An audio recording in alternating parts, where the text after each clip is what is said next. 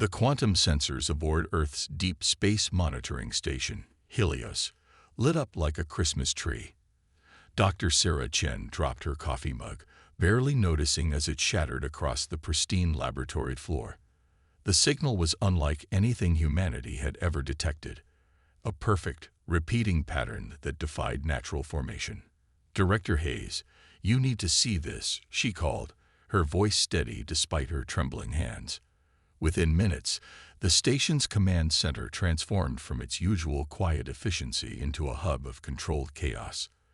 The signal source was approaching from the direction of the Pleiades cluster, moving at speeds that shouldn't be possible.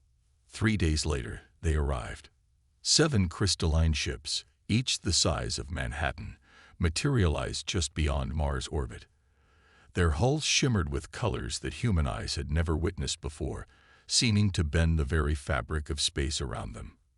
Earth's response was immediate but measured. The United Earth Defense Force had prepared for this moment for decades, though no one truly believed it would come so soon.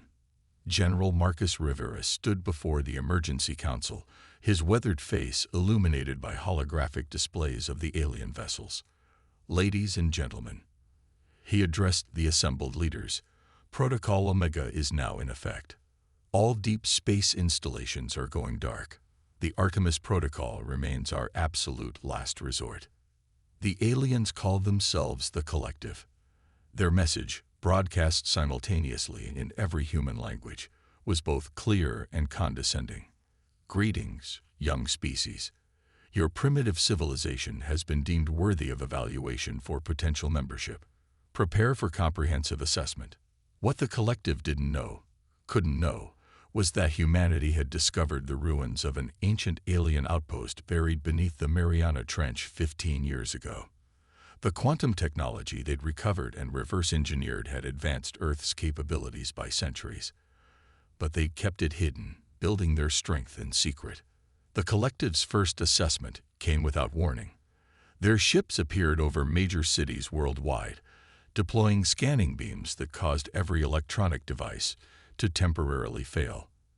They watched, recorded, and judged, completely unaware that humanity was letting them see exactly what they expected to find. Deep beneath the Antarctic ice, in a facility that didn't officially exist, Dr. Chen worked with a team of engineers around a device that defied conventional physics. The quantum core, reverse-engineered from the ancient ruins, hummed with potential that even humanity's brightest minds were only beginning to understand. "They think we're children playing with toys," Dr. Chen muttered, watching feeds of the Collective's ships. "They have no idea what we've built."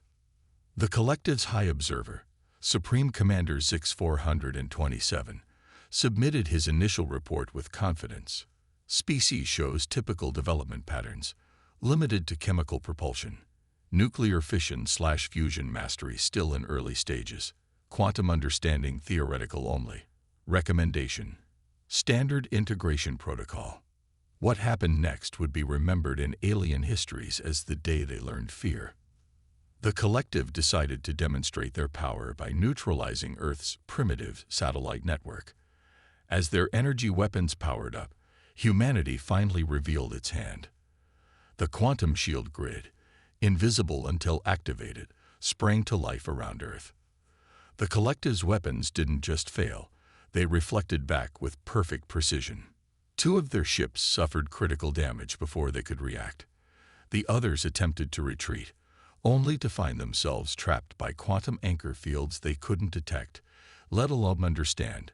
General Rivera's voice, calm and measured, broadcast across all frequencies. "Attention Collective vessels. We've been studying you since you entered our system. Your technology is impressive, but outdated by our standards. You assumed we would be primitive because we chose not to flaunt our advancements. That was your first mistake. This is your only warning. Leave Earth space immediately, or we will demonstrate exactly why your assessment protocols are dangerously flawed." In the stunned silence that followed, Dr. Chen allowed herself a small smile. The quantum readings from the Collective ships confirmed what they'd suspected. Their technology, while advanced, relied on principles humanity had already surpassed. The collective's response came in the form of a massive fleet emerging from faster-than-light travel at the edge of the solar system. Humanity had expected this. As the alien armada approached, Earth's hidden defenses powered up. The real war was about to begin, and humanity was more than ready. Supreme Commander Zix 427 watched in growing horror as his sensors detected quantum signatures unlike anything in collective records emerging from Earth's oceans, from beneath its ice caps, and from hidden bases on its moon. The primitive species they'd come to evaluate had not only mastered quantum mechanics, but had taken it in directions the collective had never imagined. The first battle for Earth was about to begin, and humanity's greatest secret was finally revealed. We were never the primitive species they thought we were. We were simply patient enough to wait for the right moment to show our true strength. The collective's battle fleet darkened the skies above Earth's major cities, their crystalline ships forming intricate patterns that were both beautiful and terrifying. Supreme Commander Zix 427 had called in every available ship from 3 sectors, determined to crush this unexpectedly defiant species before they could threaten collective dominance. Launch the synchronized strike, Zix 427 commanded, his crystalline exoskeleton pulsing with anticipation. Show these upstarts the full might of a civilization that has ruled the stars for 10,000 cycles. 10,000 ships fired simultaneously, their energy weapons turning Earth's atmosphere into a canvas of destructive light. But instead of the devastation they expected, something impossible happened. The attack simply vanished. In her command center beneath Mount Fuji, Admiral Maya Patel watched the sensor readings with grim satisfaction. The quantum absorption grid was performing even better than simulated.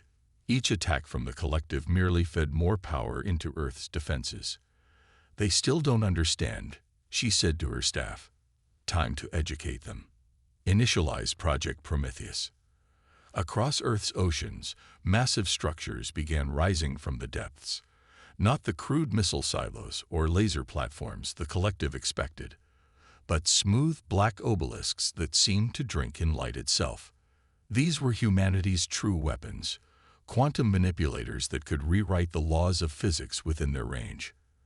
The collective fleet's first warning was when their shields began failing, not from attack, but simply ceasing to exist. The quantum fields maintaining their hull integrity started unraveling as fundamental forces they thought immutable suddenly changed. Impossible. Zix 427 screamed as his flagship systems reported cascading failures. Their technology can't be this advanced. We are the collective. We define the limits of possible. Admiral Patel's voice broadcast across all frequencies, translated perfectly into the collective's chemical language. You assumed that because we didn't show our technology, we didn't have it. You thought our satellite network was primitive because that's what we wanted you to see. Here's today's lesson in human nature. We don't show our hand until we're ready to win. The obelisks pulsed with dark energy, creating zones where collective technology simply couldn't function. Ships that tried to retreat found their faster-than-light drives refusing to engage. Others discovered their weapons backfiring, their shields becoming conduits for devastating feedback loops. Dr. Chen, monitoring from Antarctica, noticed something unexpected in the quantum readings. Admiral, she called urgently, the collective ships. Their quantum signatures show they're using technology remarkably similar to what we found in the ruins, but less advanced. They didn't create their tech. They found it, just like we did. This revelation spread through Earth's command structure like wildfire. The mighty collective, who had portrayed themselves as the galaxy's most advanced civilization, were merely using borrowed technology they didn't fully understand. Humanity, in just 15 years, had not only mastered these principles but had evolved beyond them. The battle in Earth's orbit became a devastating demonstration of this difference. Collective ships fell by the hundreds, not to conventional weapons, but to the fundamental forces of reality being rewritten around them. Those that survived found themselves trapped in quantum bubbles where their technology barely functioned at all. But humanity's greatest surprise came from the smaller ships at the edges of the collective fleet. As their commanders witnessed the unprecedented defeat of their supreme forces, many didn't retreat. Instead, they powered down their weapons and broadcast an unexpected message. We are the resistance. For centuries, we have been forcibly incorporated into the collective, our cultures erased, our innovations stolen. If Earth is willing, we seek asylum and alliance. Admiral Patel shared a long look with her command staff before responding. To all ships seeking asylum, power down your weapons and adjust your shields to frequency 847.3. We will guide you to safe harbor. To the remaining collective forces, you have 1 hour to retreat beyond the Kuiper Belt. After that, we will not guarantee your safety. Supreme Commander 6427 watched in horror as nearly a third of his remaining fleet broke formation, accepting Earth's offer. Centuries of collective dominance were unraveling before his eyes. Worse, his sensors detected even more massive quantum signatures powering up within Earth's moon. Humanity hadn't even shown their full strength yet. Full retreat, he ordered, his pride shattered like the crystalline ships littering Earth's orbit. Return to collective space immediately. As the collective fleet fled, leaving their stranded and damaged ships behind, Admiral Patel turned to Dr. Chen. They'll be back, won't they? Of course, Chen replied, studying the quantum signatures of the asylum-seeking ships. But next time, they'll face not just Earth, but every species they've suppressed over the centuries. And now we know their technology isn't special. They're just poor students who found someone else's homework. The first major battle for Earth's freedom was over. But the war against the collective had only begun, and humanity had just gained powerful allies who had centuries of scores to settle. 2 months after the Battle of Earth, humanity's newly established Quantum Intelligence Division made a stunning discovery. Hidden within the quantum signatures of their asylum-seeking ally ships was a vast network of suppressed information, the true histories of dozens of conquered civilizations. Commander Kai Nakamura stood before the United Earth Council, his holographic presentation showing the sprawling map of collective territory. What we're seeing isn't just an empire. It's a prison built on stolen knowledge. The collective didn't just conquer these species, they systematically erased their achievements and claimed them as their own. The revelation sparked a radical change in Earth's strategy. This wasn't just about defending humanity anymore. It was about liberating an entire sector of the galaxy from technological suppression. Dr. Chen had been working non-stop with representatives from the asylum fleet. The Arctians, with their crystalline neural networks, had developed quantum computing centuries ago before the collective forced them to forget their advancement. The Valadians had mastered dark energy manipulation until their research facilities were mysteriously destroyed. Each species brought pieces of a puzzle the collective had desperately tried to keep scattered. They're terrified of true innovation, explained Arxian Science Director Zix-12, a defector who had chosen their own name after breaking from the collective's numerical designation system. Their power relies on controlling access to the ancient technologies they found. They don't want anyone discovering that these technologies can be improved upon, which is exactly what Earth has done. Admiral Patel coordinated with the growing Alliance fleet from the new Quantum Command Center on Mars. Earth's ships, now equipped with enhanced versions of their quantum drives, could reach any point in collective space within hours.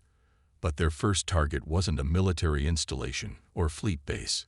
Information is our strongest weapon, Patel announced to the combined fleet commanders.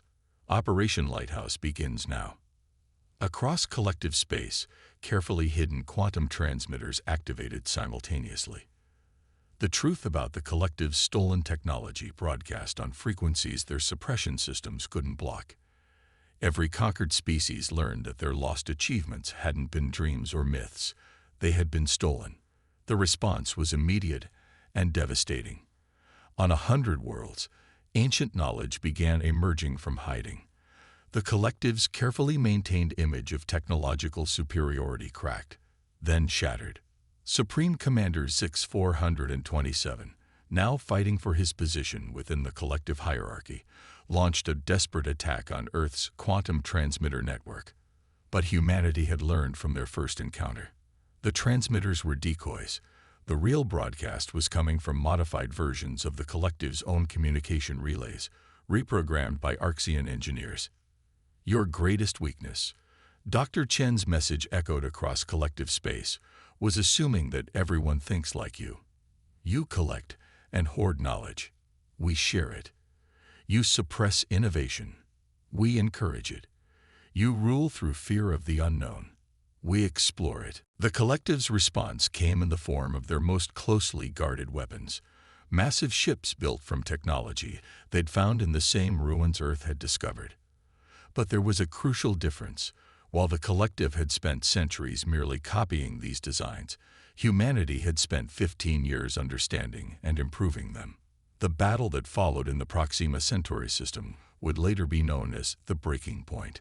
Collective superweapons, powered by barely understood ancient technology, faced off against Earth vessels utilizing quantum principles that had evolved far beyond their original designs. Commander Nakamura led the Earth fleet, coordinating with ships from 12 formerly suppressed species. The Arxians provided quantum shielding that adapted to any attack. The Valadians brought dark energy weapons that the collective didn't even know existed. And humanity's quantum manipulators simply rewrote the laws of physics around the collective's prized superweapons, turning them into elegant but useless sculptures. Look at your sensors, Nakamura broadcast to the collective fleet. Your weapons are based on technology you found but never understood. Ours are based on understanding the principles behind that technology and evolving beyond them. You didn't just underestimate humanity. You underestimated every species you've ever encountered. The collective fleet fell into chaos as more ships defected, their crews finally seeing proof that resistance wasn't futile. The superweapons, their ancient systems unable to adapt to quantum manipulation, shut down one by one. In the aftermath, Dr. Chen made another breakthrough while studying the defeated collective ships. These quantum signatures, she explained to Admiral Patel, they're not just similar to what we found in the ruins. They're degraded copies. The collective has been using inferior versions of the technology for centuries, too afraid of innovation to improve them. The war was far from over, but a critical shift had occurred. The collective's image of invincibility was shattered, replaced by the truth. They were technological scavengers who had suppressed real innovation out of fear and insecurity. As news of the battle spread, more worlds began openly defying collective control. The Alliance fleet, growing stronger each day, prepared for the next phase of the war. Humanity had done more than just survive first contact. They had become a catalyst for a galactic revolution. They thought finding Earth was their greatest victory. Admiral Patel remarked, watching the Alliance fleet grow. Instead, it became their biggest mistake. We're not just fighting their ships, we're fighting centuries of suppressed potential. And potential, once unleashed, cannot be contained. The collective's capital world, Nexus Prime, had never known fear until today. For the first time in their recorded history, their quantum detection grid was showing signatures that their systems couldn't classify. The impossible was happening. Someone had developed quantum technology beyond their understanding. In the depths of space near Alpha Centauri, Earth's flagship Prometheus led a fleet of 10,000 ships. Each vessel represented a different liberated species, their combined technology creating a symphony of innovation that the collective had suppressed for centuries. Admiral Patel stood on the Prometheus's quantum-enhanced bridge, watching real-time calculations flow through the ship's crystalline displays. The Arxian quantum computers had merged perfectly with Earth's advanced algorithms, creating prediction models that bordered on precognition. Multiple collective fleets converging on our position, reported Commander Nakamura. They're deploying everything they have left, including... He paused, his eyes widening at the sensor readings. Something massive emerging from quantum space. The object that appeared dwarfed even the largest collective ships. It was a sphere of pure darkness, consuming light itself, bigger than Earth's moon. The collective's transmissions surged with triumph. "Behold the void sphere!" Supreme Commander Zix-427's voice echoed across all frequencies. "The greatest discovery from the ancient ruins. We've spent centuries learning to activate it. Your rebellion ends today." Dr. Chen's voice cut through the command center's tension. "Admiral, those quantum signatures, they're identical to what we found in the Mariana Trench. The sphere, it's from the same creators." The void sphere pulsed, and space itself seemed to warp. Hundreds of Alliance ships suddenly lost power, their quantum systems going dark. But the Prometheus and its Earth-built sisters remained unaffected, protected by quantum fields that had evolved far beyond the ancient designs. "They still don't understand," Dr. Chen said, her fingers dancing across quantum crystalline interfaces. "The sphere's not a weapon.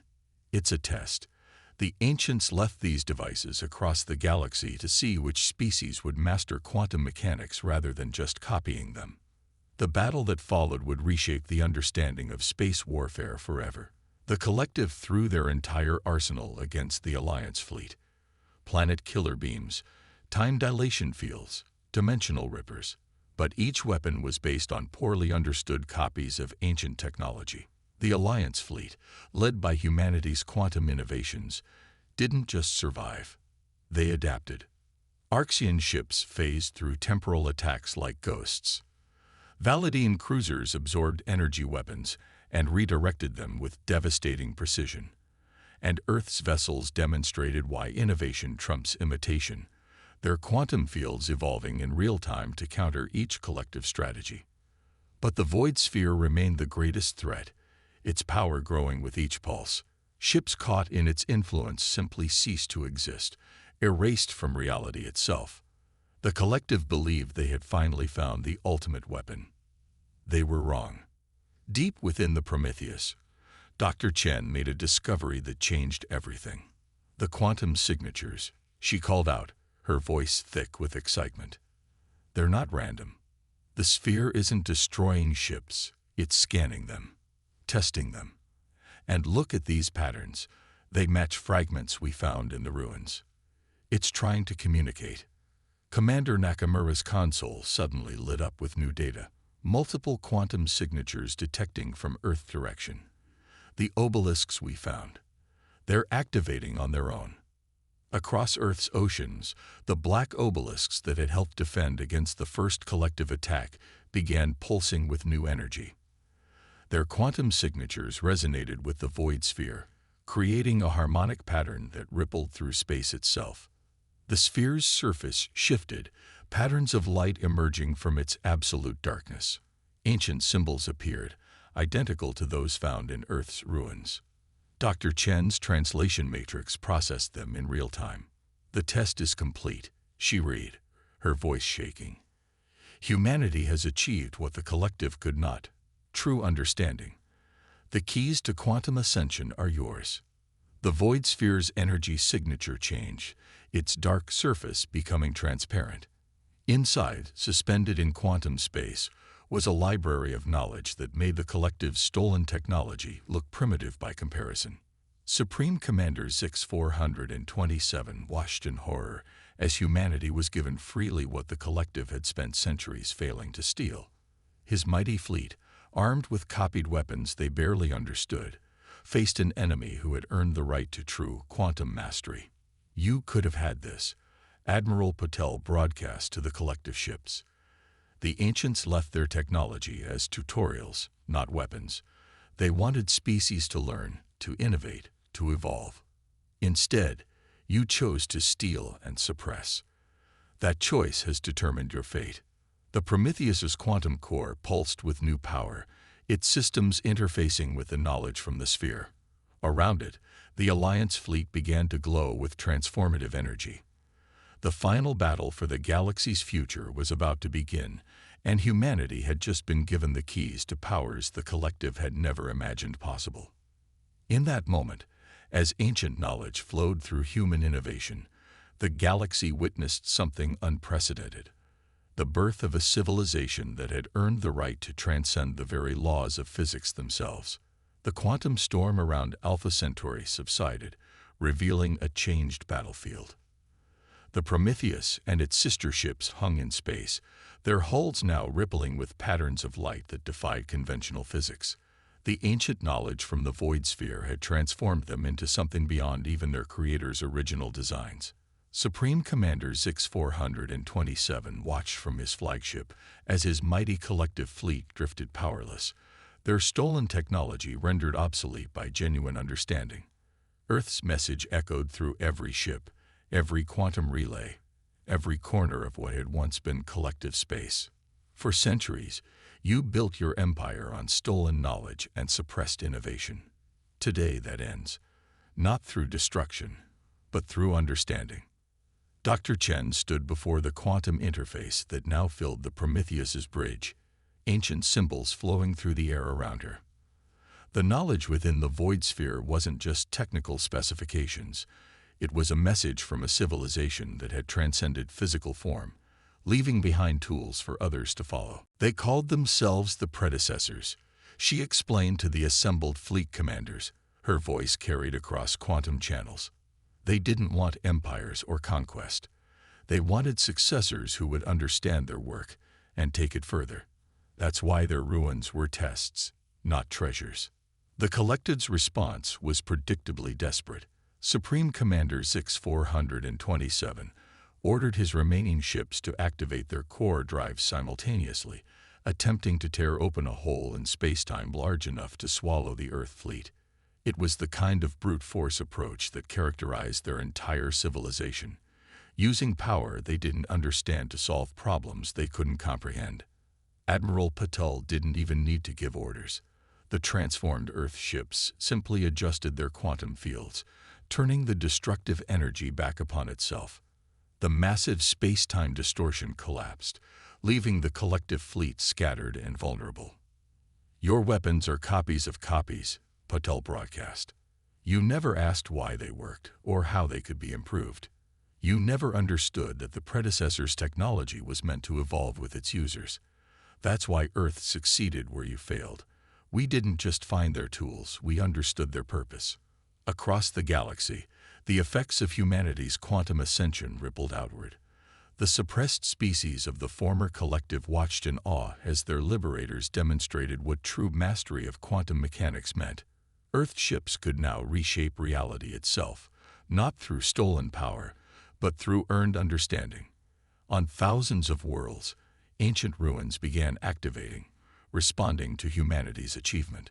The predecessor's network, dormant for millennia, awakened to welcome their chosen successors. But Earth didn't hoard this new knowledge like the collective had done.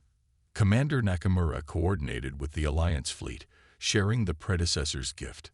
"Every species has the potential to understand," he explained as Arxian, Valadian, and dozens of other ships began their own transformations. The predecessors didn't want a single successor. They wanted a community of understanding. The collective leadership, faced with the complete collapse of their power, made one final desperate plea. "We could share power," Zix 427 offered. "Rule together, keep order in the galaxy." Dr. Chen's response, broadcast through the quantum network, summarized humanity's answer. "You still don't understand. This isn't about power or rule. It's about growth, innovation, and shared understanding. The galaxy doesn't need rulers. It needs teachers." In the cycles that followed, the galaxy underwent a transformation more profound than any military conquest. The Earth-led Alliance established the Quantum Academy, where species could learn and develop their own understanding of the predecessor's principles. Former collective worlds were freed to reclaim their lost heritage and contribute their unique perspectives to the growing field of quantum science. The collective itself wasn't destroyed. That would have gone against everything humanity had learned. Instead, they were given what they had always needed: the chance to learn, to understand, to innovate rather than copy.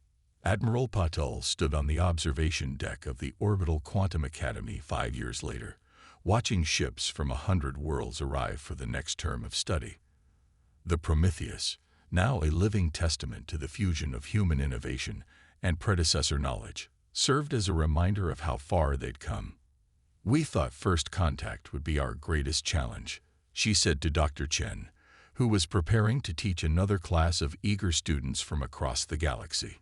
"Instead, it was our greatest opportunity, not to conquer or rule, but to understand and share." Dr. Chen smiled, watching a group of former collective scientists arrive, their once rigid crystalline forms now flowing with new understanding. "That's why the predecessors chose humanity," she replied. "Not because we were the most advanced, but because when we found their technology, we didn't ask how can we use this. We asked how can we understand this. That made all the difference." Above them, the quantum networks pulsed with new discoveries as species worked together, each bringing their unique perspectives to the advancement of understanding. The age of suppression was over. The dawn of shared knowledge had begun.